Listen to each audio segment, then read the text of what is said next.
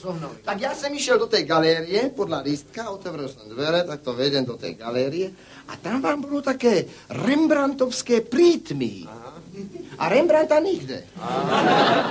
Kradnú tie obrazy. Ale ne, to nebola obrazová galéria, to bola bustistická galéria. Busta pri buste a za bustu busta. Tam bolo do polkruhu také semišové zábradlí a tí busty vám tam boli postavané na takých nízkych podstavcoch, takto do takého polkruhu.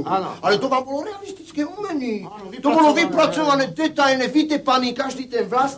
A tak som sa išiel bez katalógu, bez všetkého poobzerať, čo to je, z jakého materiálu. A hneď tak od kraja, ani som nevedel, od koho tá busta je. Od kraja ste hovorili. Tak, áno.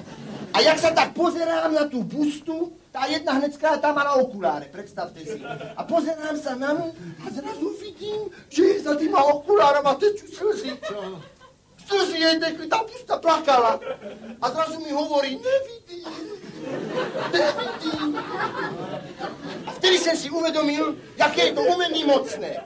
Že ono neusmernuje. Nepoučuje ono človeka len tak jemne to umení pinkne. Aj tá busta ma tak jemne pinkla, ja som skoro preletel cez to zábradlí. Som zostal vysieť na tom semišovom zábradlí.